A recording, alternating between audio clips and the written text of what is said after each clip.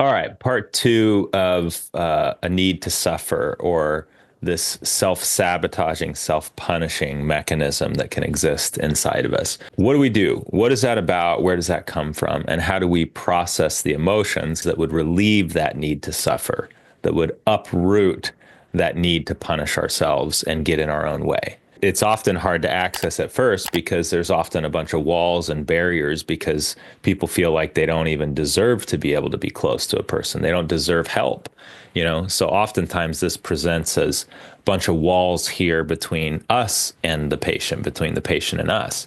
So it's like we're trying to reach them, we're trying to connect them, and there's all these walls in place.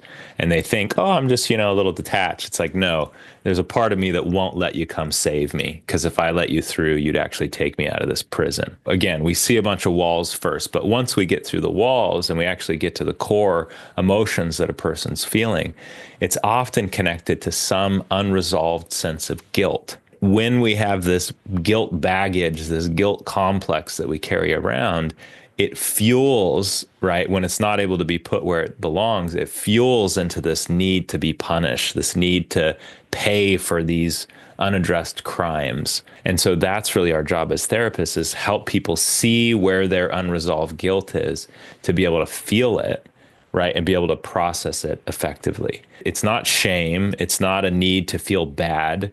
It's an emotion, a painful emotion that motivates us to move forward, to move towards, and to resolve difficulties and pain and hurts in our relationships and in our life. And so when you can feel it and when you can be conscious of it, it actually motivates you and guides you and directs you to what you need to do to address problems in your life and problems with yourself and problems in your relationship. So guilt really is the key. It's where this stuff hangs. When you can feel it well, it guides you, it heals things, it fixes things, it connects things, it heals broken places, Really, really amazing that it does that.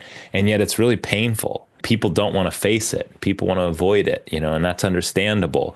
But then when you don't face it, when you don't feel it, when you don't process it, it gets shoved into this need to suffer. And when people have loads of guilt or piles of guilt or history of unprocessed guilt baggage, guilt about their other feelings, guilt about anger they carry towards people, guilt about rage, guilt about other things.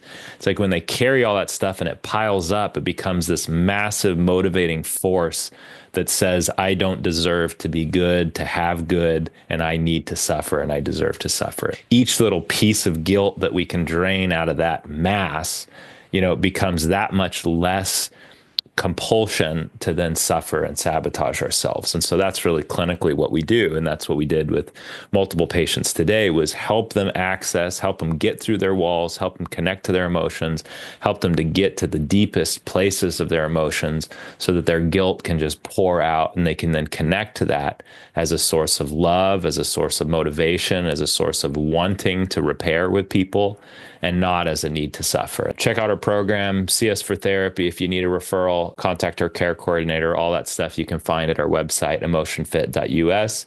Hope that helps, and we'll see you tomorrow.